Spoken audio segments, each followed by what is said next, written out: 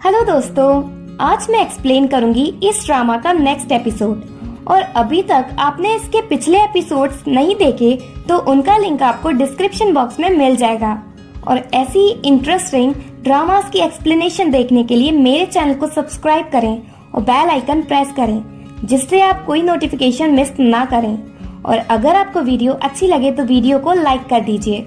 Episode 21 की starting में हम देखते हैं कि राइटर के सेपरेट करने के 1 मंथ बाद फाइनली दानो और हारू मिल जाते हैं और हारू दानो से कन्फेस भी कर देता है।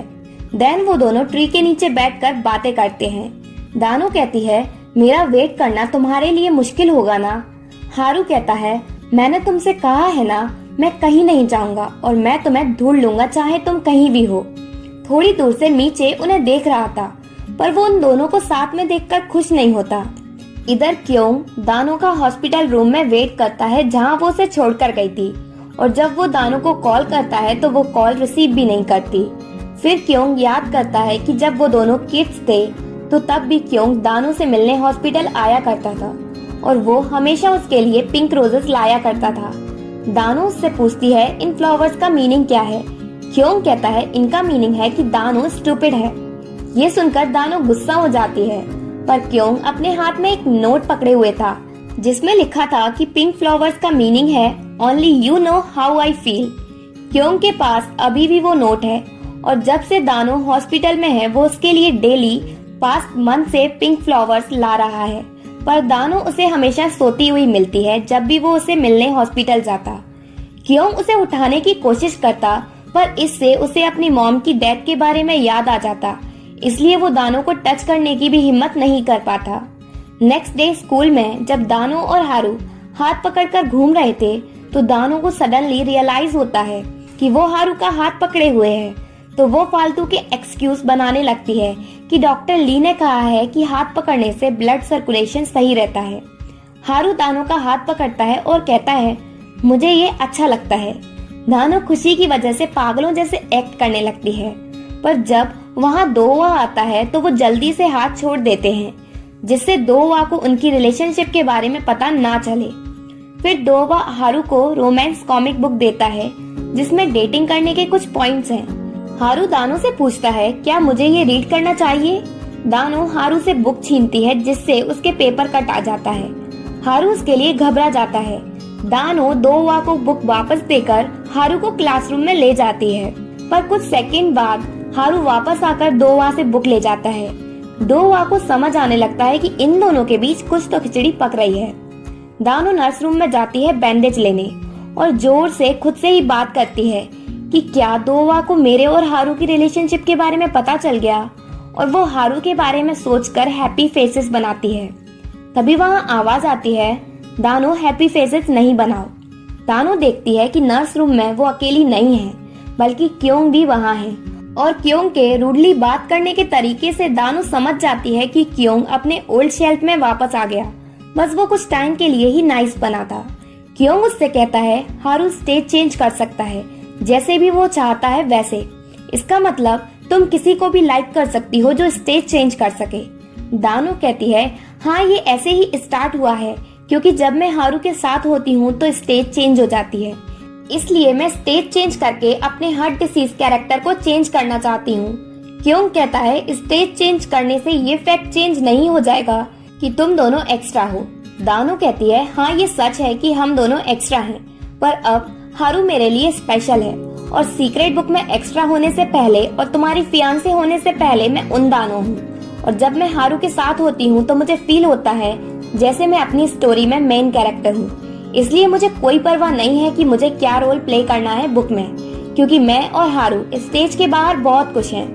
देन क्लास में नामजू प्लेन टिकट को देख रहा था जो कि उसकी मॉम उसे फेंक कर देकर गई थी। वो उसे फ्रांस के बोर्डिंग स्कूल में भेजना चाहती हैं।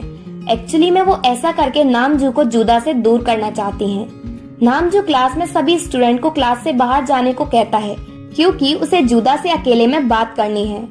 जुदा नामजू से बात नहीं करना चाहती, इसलिए वो भी क्लासरूम से जाने लगती है, पर स्टेज स्टार्ट होने की वजह से वो क्लासरूम में ही फंस जाती है।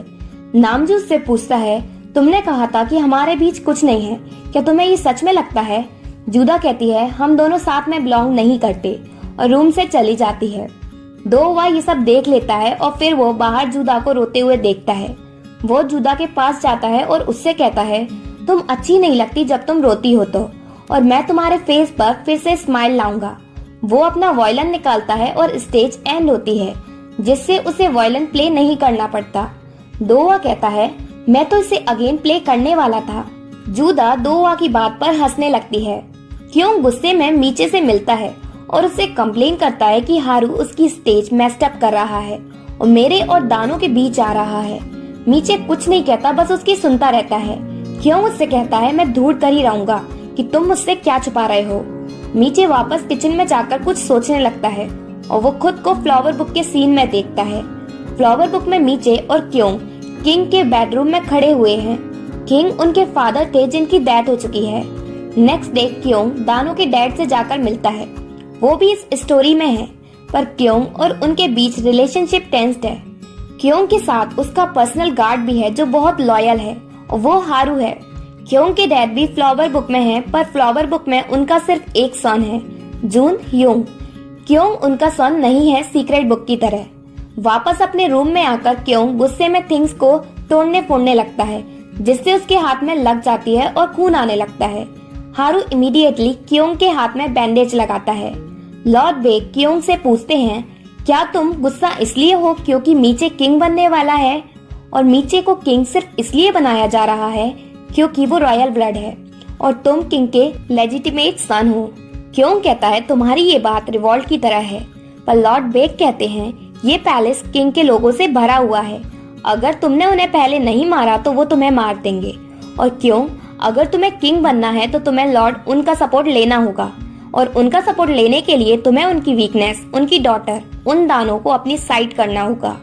देन जब क्यों मीचे से मिलने जाता है तो वो ड्रिंक को फ्लोर पर फैला देता है जो मीचे ने उसे दी थी, और मीचे से कहता है, तुम्हारी मॉम ने मेरी मॉम को पॉइजन देकर मार दिया था क्योंकि उन्हें किंग के लव को खोने का डर था, और मैंने ड्रिंक इसलिए नहीं पी क्योंकि तुम भी क्यून की ही तरह हो। तुमने भी एक कोर्ट लेडी को अपने क्लोज कर रखा है।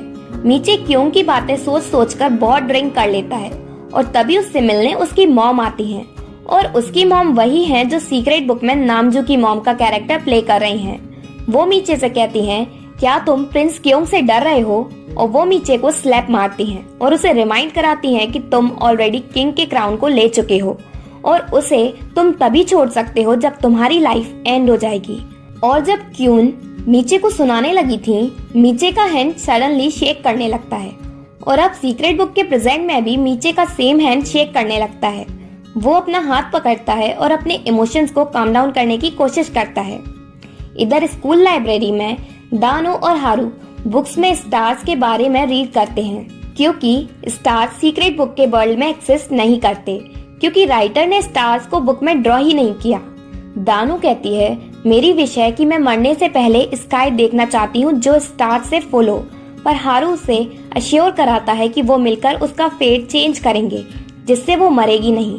फिर वो दोनों बुक्स को वापस सेल्फ में रखने लगते हैं, और हारू को फ्लावर बुक का सीन याद आता है जब कोई दानों को स्टार्स दिखाने ले गया था, और वो उस पर्सन को थैंक्स कहती है उसकी विश याद रखने के लिए। प्रेजेंट में दानू उससे पूछती है, तुम क्या सोच रहे हो। हारू कहता है, दानू, अगर हम कभी कुछ स्टार्स देखेंगे तो जो उनकी लाइट होती है वो बहुत दूर से ट्रेवल करके आती है, और मुझे लगता है हम एक दूसरे के क्लोज आने के लिए बहुत टाइम से भाग रहे हैं, इवन अवेयर होने से पहले भी। और एपिसोड 21 यहीं एंड होता है।